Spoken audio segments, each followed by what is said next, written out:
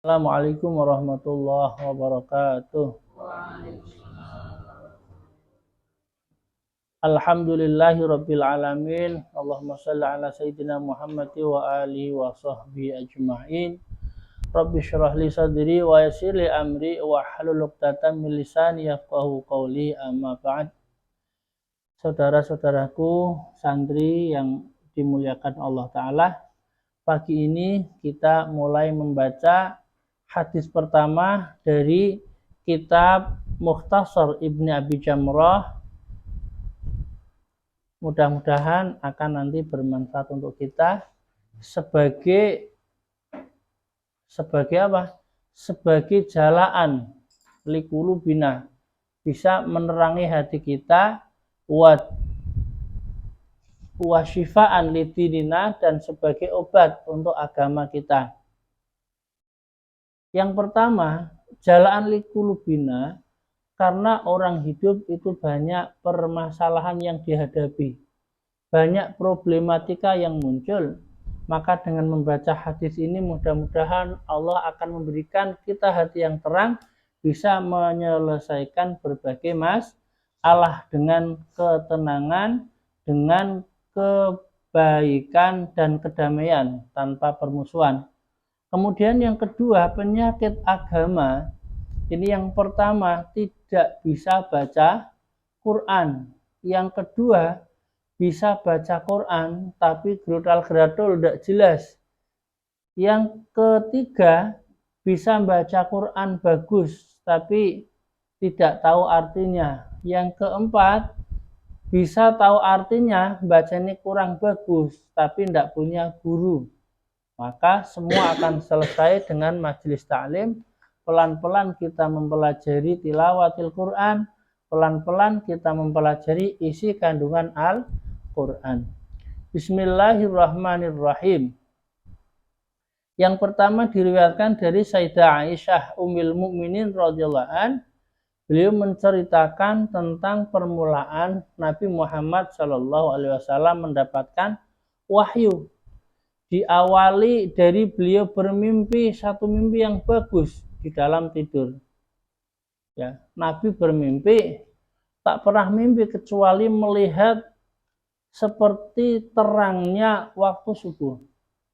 Maka kalau kita mimpi cahaya yang terang, kemudian air yang jernih, ini tanda-tanda kebaikan. Mudah-mudahan begitu ya.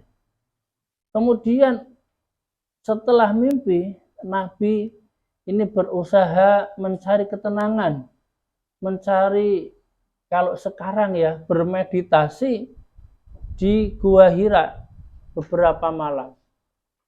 Beberapa malam artinya tidak waktu yang hanya sebentar. Karena beliau itu kalau mau ke Gua Hira bermeditasi di sana, ini pulang dulu, kemudian mengambil bekal dari istri tercinta Sayyidah Khadijah. Beberapa kali dan beberapa malam, akhirnya beliau didatangi oleh malaikat Jibril. Nah, malaikat Jibril datang, ini langsung tanpa basa-basi menyapa kepada Nabi yang sedang sendirian di tengah Gua Hira. Iqra. Coba bayangkan, kalau jenengan sendirian pas ziarah ke makam orang tua, ziarahnya menjelang maghrib, tiba-tiba dari belakang ada yang nyapa, Mbak. Wah, kaget mesti kan? Ya, mesti kaget, apalagi di rumah. Ya, di rumah Pak Wawan sendirian di pondok, kemudian ada yang memanggil Pak Wawan, mesti kaget itu. Nah, Kanjeng Nabi pun kaget. Kemudian malaikat ini menyuruh, Iqra, bacalah. Loh, suruh baca apa?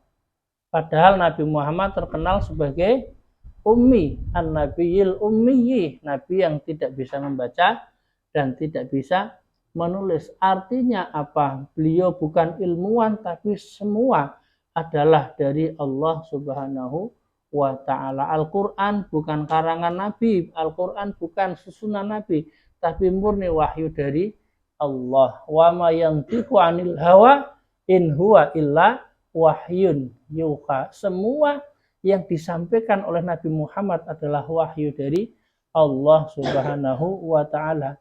kita sebagai umatnya alangkah baiknya dan seharusnya melakukan sesuatu, mengucapkan sesuatu, ada dasar yang jelas dari guru-guru kita, terutama di dalam memutuskan sebuah perkara hukum di tengah masyarakat dan sikap kita sendiri.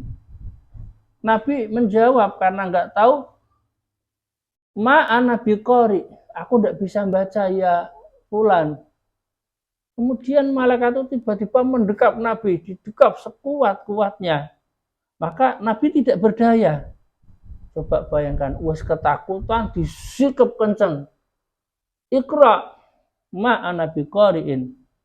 Sampai kemudian berulang kali, kedua kali dilepas lagi, kemudian yang ketiga kali, kemudian Nabi dilepaskan, dan malaikat berkata, Iqra bismi rabbikal ladzi khalaq, khalaqal insana min 'alaq, Iqra wa rabbukal akram.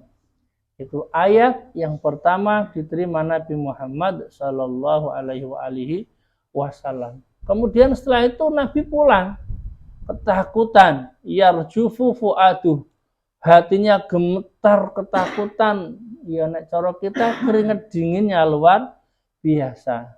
Nabi Muhammad SAW pulang kepada Khadijah bin Khuwailid dan terus merintih, zamiluni, zamiluni, zamiluni, istriku tercinta, sayangku, berikan aku selimut yang tebal, selimuti aku. Maka Nabi Muhammad SAW diselimuti, kemudian dihibur oleh istrinya, wahai suamiku tercinta, kau tidak apa-apa, kau tidak apa-apa, janganlah engkau takut, janganlah engkau takut. Tapi kemudian Nabi berkata, aku takut sekali, kejadian ini mengerikan, kata Nabi. Kemudian Siti Khadijah sebagai istri yang sholihah sangat mendukung suaminya berkata, jangan begitu mas, gak usah takut.